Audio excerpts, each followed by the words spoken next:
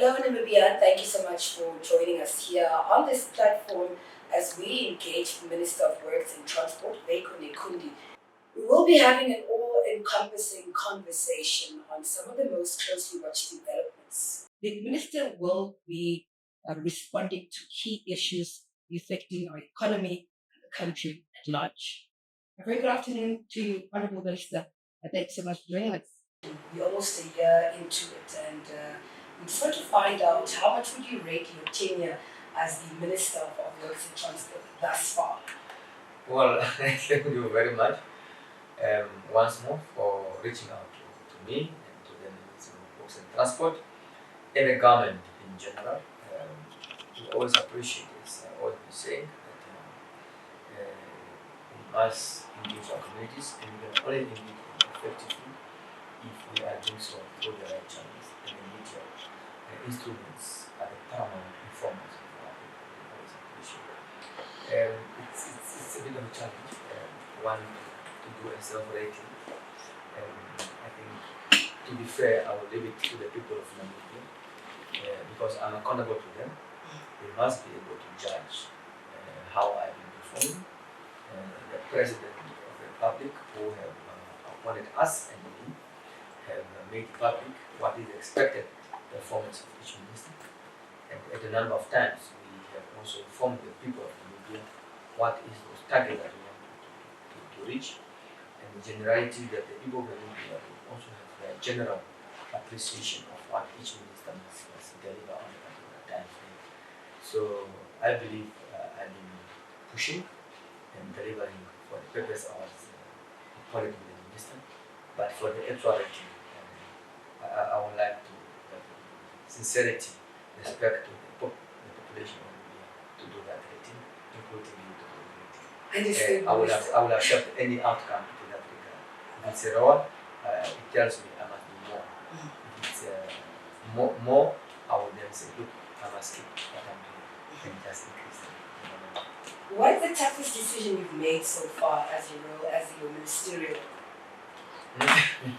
Well, there are quite a number of decisions that I've made. One of the toughest decisions that I've made is to cancel, to cause the cancellation of the locomotive tender. It's one of the tough decisions that I've taken. The non-renewal of some of the board members that I've taken, the approvals of the suspensions of some executives, and decisions to direct the ED to hold the managers of works and transport to account. So those are some of the tough issues I've taken.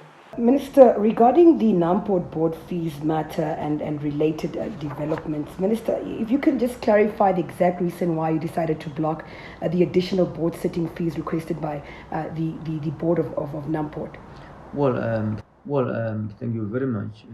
Again, as I said, all my decisions are informed by the oath I've taken that are guided by the Namibian Constitution in totality. The oath is also an factor of the Constitution. I think it's Schedule 2, Part B of Schedule 2. It's where the oath is of ministers.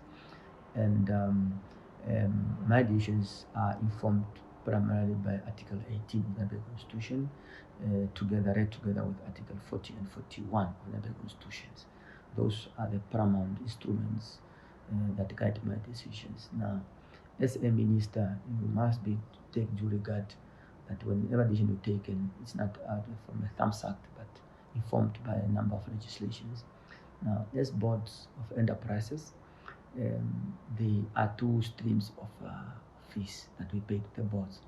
We have the sitting fees, that is your ordinary 4 board meetings fees. For in a year, you must have 4 meetings. That means quarterly you must meet as a board, and for that we pay you as a board member the fee as prescribed. Now, in addition to those, we then pay you what we call the retainer fee. The retainer fee is now meant for those ad hoc meetings and ad hoc engagements or travelings, whatever other work that you are doing for that enterprise you are deployed. as a board. So therefore, it will be awkward for me to approve a different fee because you are already giving you. And the retainer fee, it's monthly, whether you have met or no meeting, whether you have engaged on any activity of that company or not, you get that retainer fee. That is it's already covered for. It will not be okay for me to authorize another payment in addition to the retainer fee. And the purpose of the retainer fee is exactly for those type of engagements, that you are getting a monthly fee. Was Cabinet consulted on this decision, or was it primarily a decision that was taken on a ministerial level? No, ministers, we are accountable, and you consult cabinet where things you need to consult cabinet when cabinet is required, or by law, or where something is not provided for. So in this one, it is already provided for. That is, board to get a sitting fee for the 4 meetings, and you receive the retainer fee for those additional work you do as a board. So there was no need for cabinet consultation. Yes. Reports indicated that several special meetings and festive season meetings were held. Were all these meetings necessary in your view? Yes, all the meetings were necessary. Meetings will not just be called because you want to have meetings. So there were, at the time, there were quite a number of issues that required board attention, and therefore they were necessary and they were important, and they had required immediate action so that we manage matters as they are unfolding. So therefore they were important, and I believe the outcomes of those decisions have created a better environment in which the enterprise is currently operating in. In terms of public transport, Honorable, with so many cars on the road that are contesting the road, what's the plans with the roads? Decongestion on roads during rush hour? Do we have a plan? You are possibly referring to urban or the main roads? Urban. Urban. Oh, thank you very much. Because I experienced quite such a questions. However, the urbans are in the purview of the Minister of Urban Rural Development, Comrade James Akwasa. The Ministry of Roads and Transport deals with the main roads and district roads. Those are the roads linking urban centers and linking towns and linking our neighboring countries. So those are the roads that are within the purview of the Ministry of Roads and Transport. However, we are cognizant of the challenge, but I believe we have a capable minister, and I have no doubt that he is busy addressing those matters. Works and Transport have stepped in to support the urban ministry through the municipality of Undu to upgrade, and the Monte Cristo road we have provided the support, and they are implementing that. Those are some of the decongestion road. They are also advanced now to widen the road that we ordinarily call the Ochomwisi road. I think it's Manikizira Mandela road now. It is, yes. Yes, so they are also going to upgrade that road. So and we are also advanced to upgrade the western bypass, that is the road coming all the way from Osea Kutako International Airport, passing Country Cup, Unam to Okahanja. So we are also busy upgrading that in order to allow the flow and to mitigate on the congestion of that road. And we are also about to finalize that road to link to the road going to Rehoboth. So in terms of that, we are doing a lot, and we, as Works in Transport, we are also widening up the road that is passing through Arembush, also going to Rehoboth. It's Arembush, the NAMCOR headquarters building, that main road. So we are also upgrading that road in order to accommodate a bigger flow of traffic, in order to decongest those parts of the city. Regarding the enforcement of new e-hailing regulations in Windhoek, can you give us a clear update? When exactly will the mandatory vehicle marking requirement for e-hailing services take place or take effect per se? It is not when, it is a must. The law is already in place. E-hailing is just an enabler of public service transport. But anybody who is transporting, to do the actual transport of public passengers must have compliance to the regulations of Namibia insofar as the public transport is concerned. I had them here last week. They came here telling me all sorts of things. I took them outside and we were exactly calling. We called almost 10 vehicles that are on their systems. We log on, they came here at headquarters of Force and Transport in the presence of the owners of the Yango. And all of them, none of them were compliant. So therefore, we are serious about that thing. They must comply. We have handed over this matter now to the law enforcement because we are not a law enforcement. We are just the regulator of the industry. The law enforcement is in place. We are also engaging with the Attorney General for us to take, if we can take legal actions against the e-hailing service providers who are facilitating irregularities or illegalities in Namibia. So we are engaged at that level with Attorney General, and we are just waiting for their response in a way moving forward. So it's a two-pronged approach. One, the law enforcement must enforce the law as required. We expect them really to be forceful in terms of that, to pull off these cars. If to impound them, they must impound them. If they must charge them, they must charge them, because we cannot allow anarchy in the state of Namibia where everybody does as they wish. There are laws that must be respected, each and everybody. The laws must take its course. Another one is the Attorney General. We expect them to finalize this process so that we take legal actions against the e-hailing service providers, because they are indeed they are the facilitators of illegalities insofar as public transport is concerned, and we cannot condone such illegalities. Has the ministry finalized the national framework for regulating e-hailing services, or is it still under consultation? The bill, it's under consultation. We expect that in the next round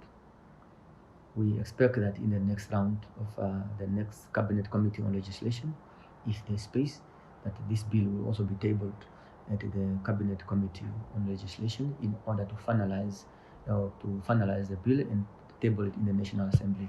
So it's part of the broader law that is regulating the public passenger transport industry in Namibia, and e-hailing is just a small component of this broader law regulating the public passenger transport.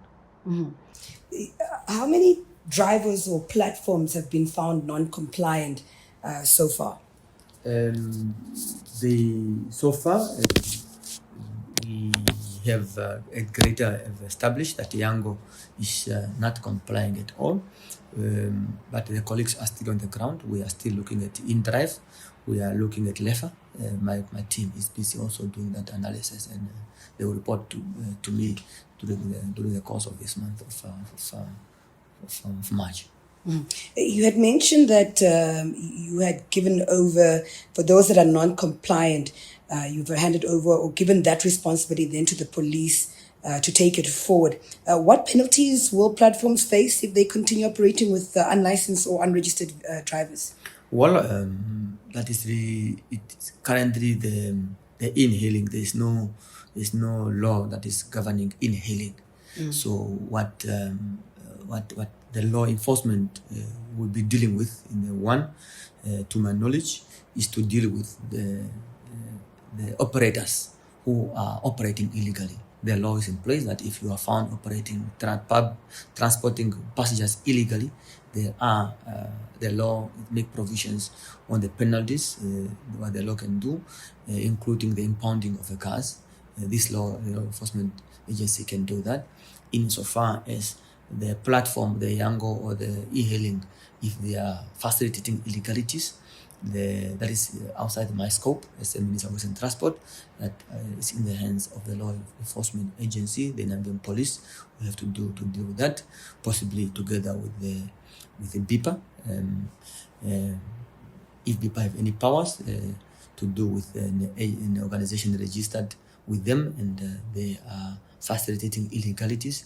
I believe they should be able to deal with it, but it's really outside the scope of the minister or the Minister of Works and Transport. But I believe they should be able to ensure that any organization registered in Namibia must facilitate or carry out legal businesses. Insofar as what is concerned, the business is legal, but the operators using these platforms is illegal. Therefore, the law enforcement agencies must do their internal consultations and take the necessary measures in order to ensure that the platform themselves are not facilitating illegalities in Namibia, which is a law-abiding country and a country governed on the premise of laws. Traditional taxi operators argue that e-hailing services have been operating without paying the 120 Namibian dollar annual taxi license fee.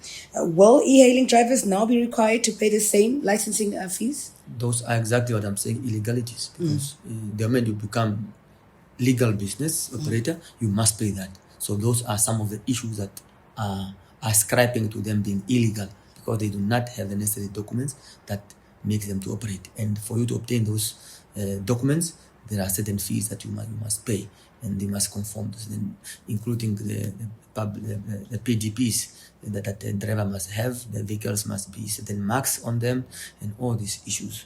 So all these things are required, and payments must be made.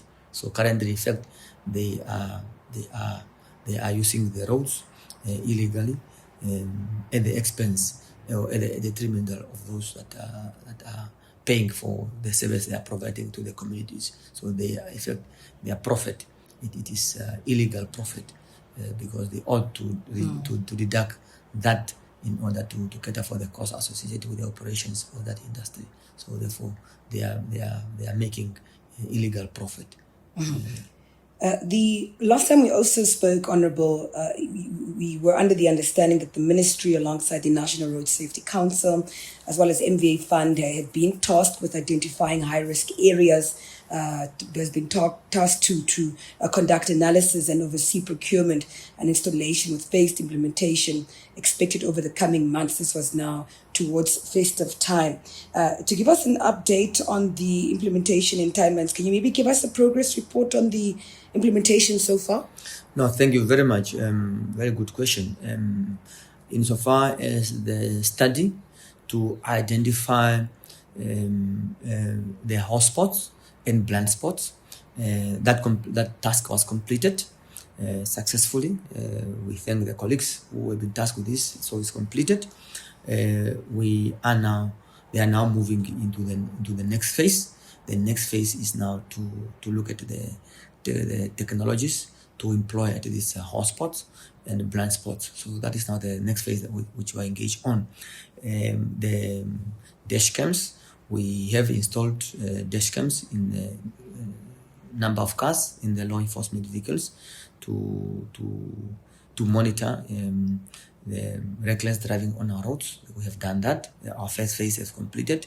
We are now in the next phase of the installations of this. I was briefed last week by the National Road Safety Council. They have now finalized the procurement of the additional dash cams.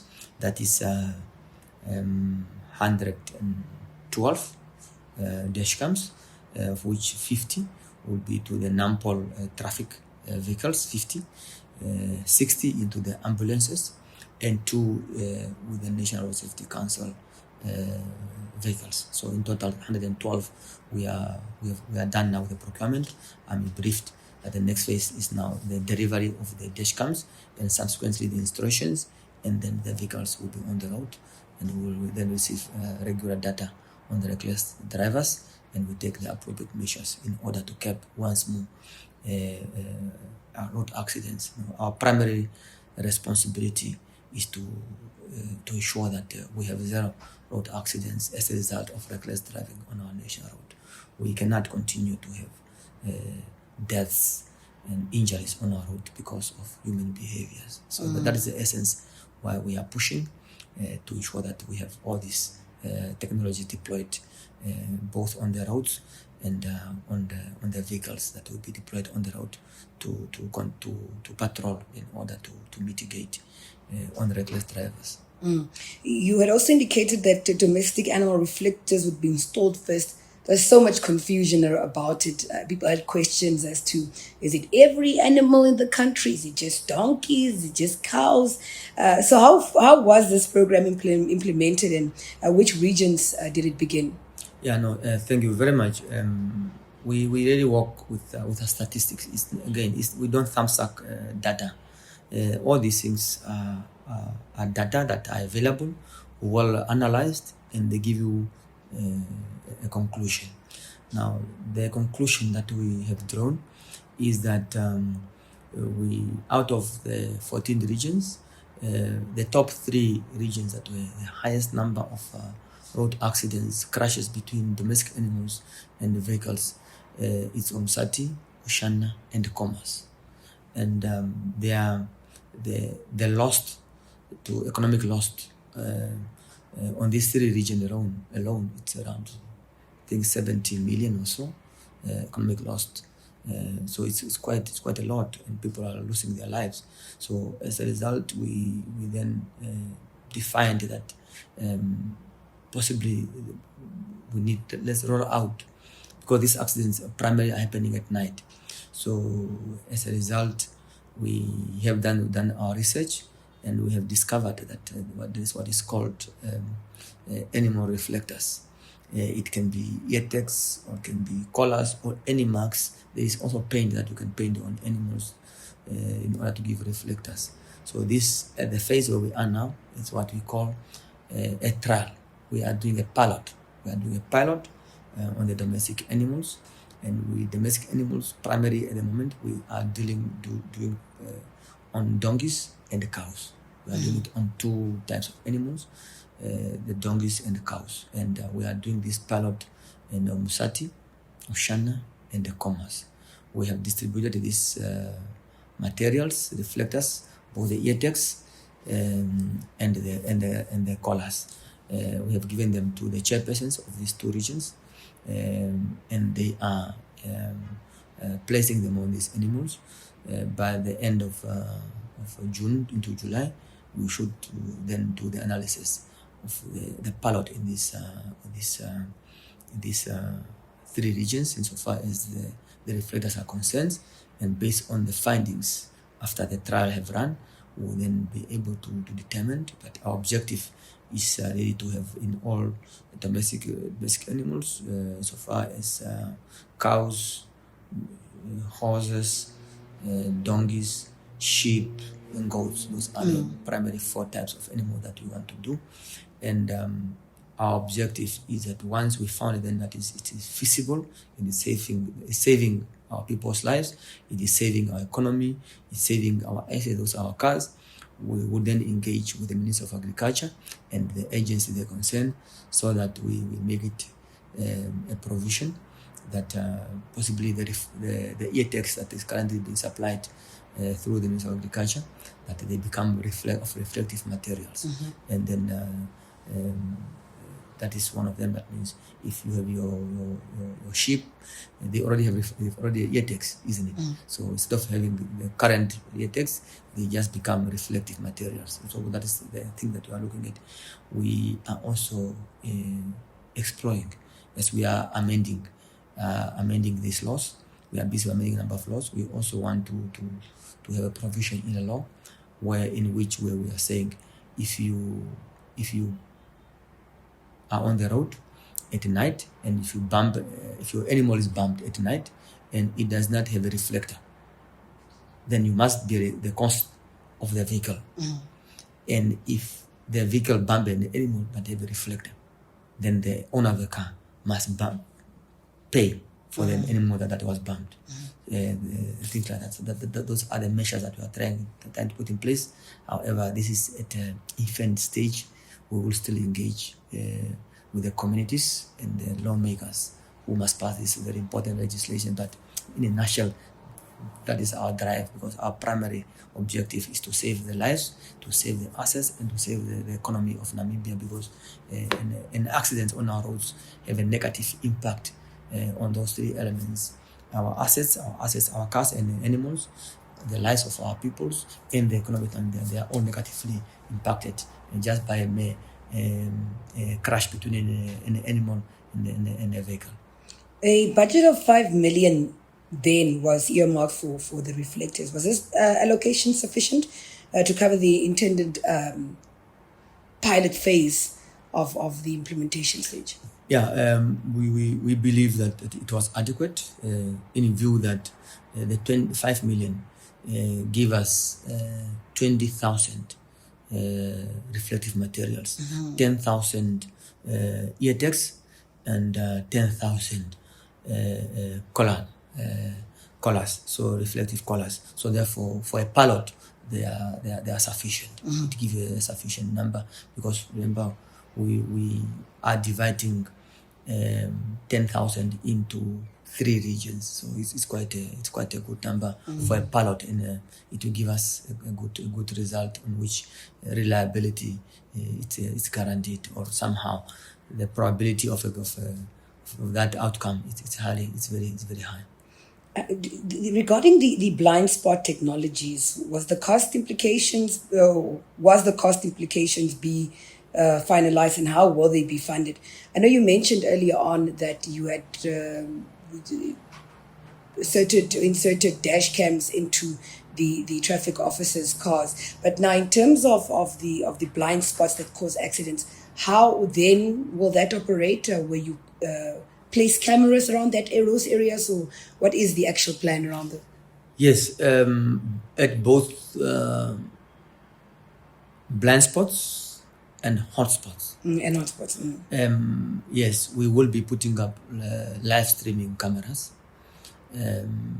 We are only determining now which ones are more efficient in context of the vastness of our country, its capacity to stream at the fastest possible rate and communicate for the reinforcement to act very fast, as well as their reliability. If you challenge it court, how are they reliable? Our weather systems, if it's hot, will they still be reliable? If it's raining, will still be reliable? All this, we are now doing that, and then based on the findings of these factors, we then decide on which technology we are going to apply. You had also mentioned then the introduction of these technologies in passenger vehicles, personal vehicles, my apologies, as well as trucks. Is this still being considered? And what types of technology are you considering? Will it also be dash cams? Yeah, in fact, we have run public opinion on the compulsory dash cams. Over 70% of Namibians are supporting of compulsory dash. So therefore, we aligned to roll out the compulsory dash cams in the vehicles, albeit that we will be disconnecting the mics, because we not want to have people's private conversations while they are in the vehicles, because otherwise it will violate the fundamental human rights enshrined in the Chapter 3 of the Constitution. However, we want to do a phase approach. The phase approach, we want to have it installed first in vehicles that are operating with permits. This is our public passenger transport. This is the trucks. Anybody that operates with a permit. That is what we want to roll out first as mandatory. And we are finalizing the meeting with the Transportation Commission, the commission that is the actual body that is issuing these permits for people to operate on Namibian roads. So, because they are authorized then to advise the minister in terms of the legal instruments that can be applied to enforce it. If it does not exist, maybe it can just be a regulation.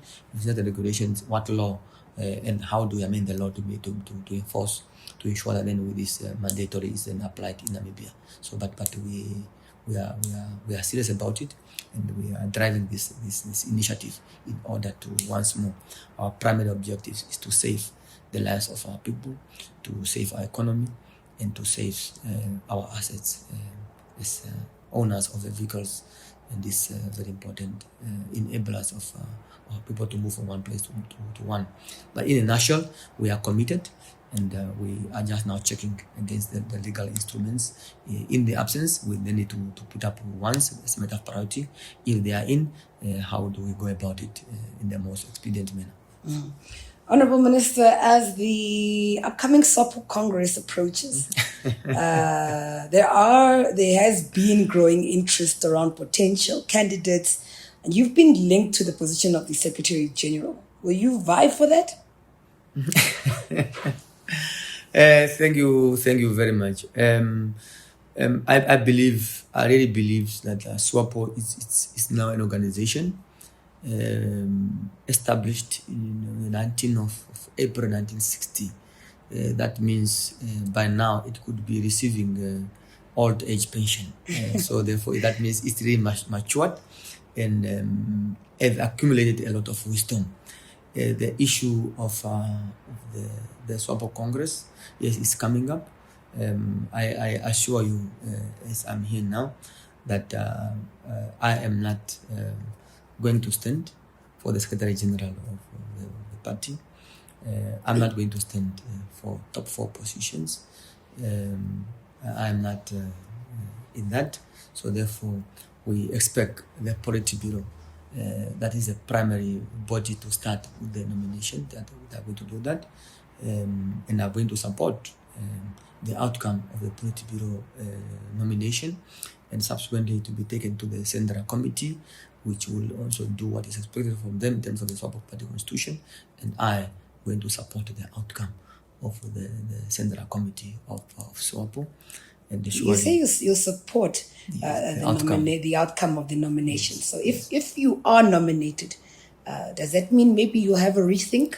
No, a person can't just stand up and nominate you without consulting with you. Mm-hmm. So, as I'm saying, a person must first engage my mind, and I'm exactly saying, as I am here today, I have not decided to stand. So therefore, as I stand, I'm not going to stand for the position of Secretary General, but I'm saying the Politburo of Swapo Party will do the nomination. The Central Committee will do the nomination, and I'm going to support the outcome of those 2 important body structures. I belong to both of them, and I'm obliged to support the outcome of those nominations. If you're not contesting, Honorable Minister, have you aligned yourself with any particular candidate or slate? Well, obvious. It's given once you are a delegate. First, if you're in the Politburo and there's more than 1 nomination, you must vote. So therefore, I'm going to vote.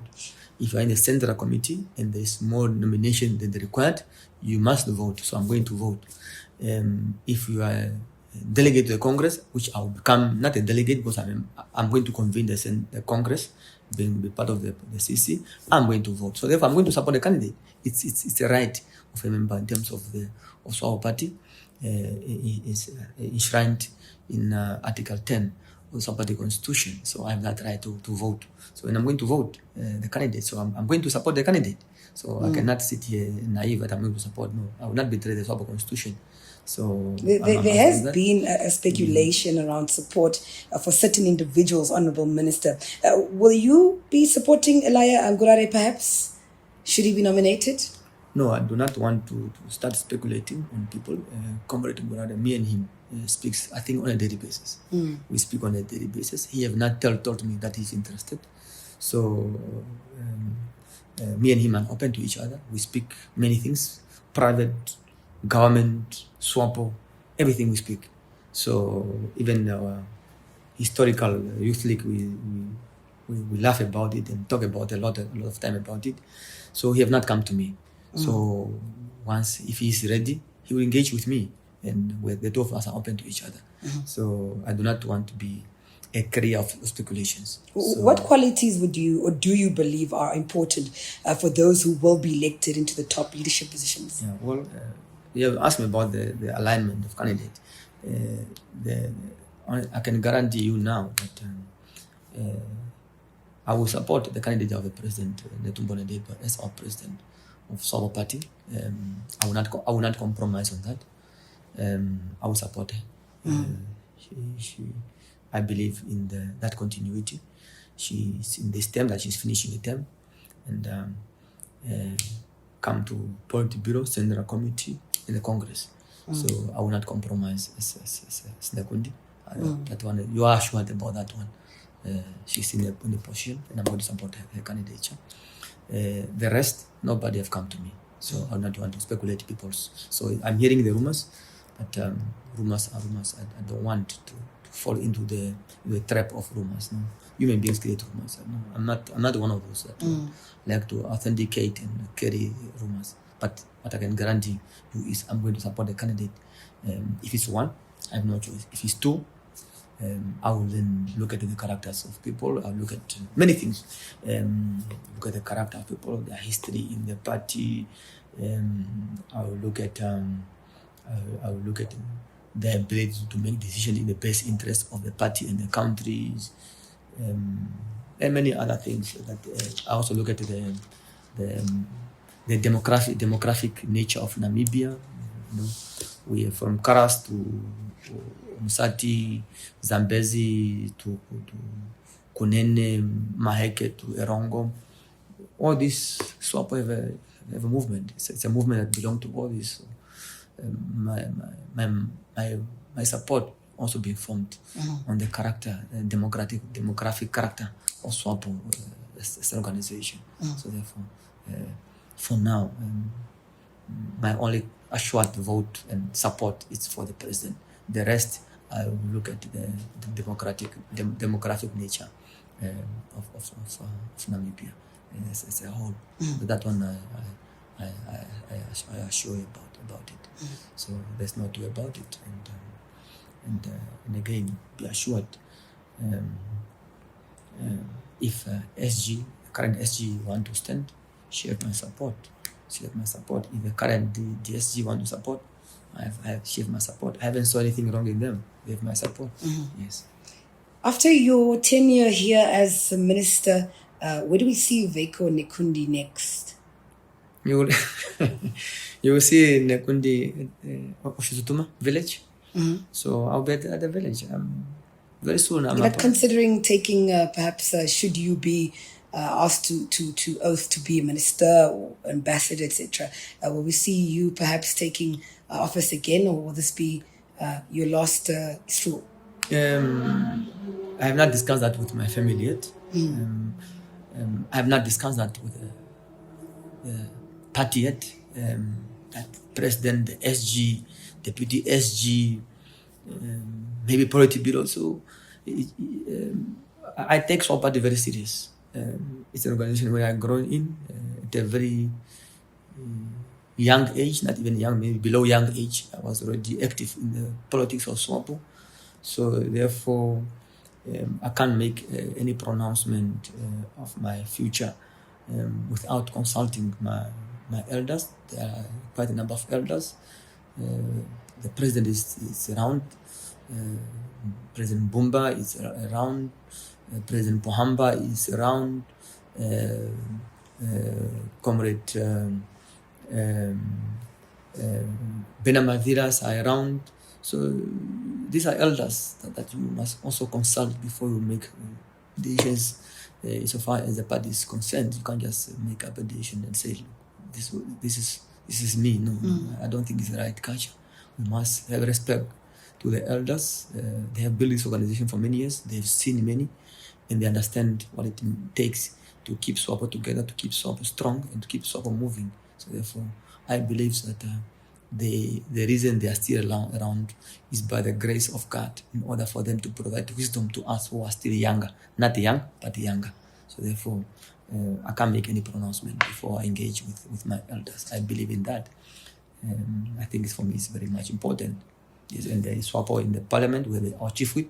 So I must also talk to him if I have to take any decision. So, but the natural is I can't take a decision that so far have leaned to Swapo without consulting my elders, who are full of wisdom and I respect so much. Honourable Minister, thank you so much for engaging with us this afternoon, taking time to engage with us this afternoon, and just sharing with the country what the ministry has been up to. For your time, thank you.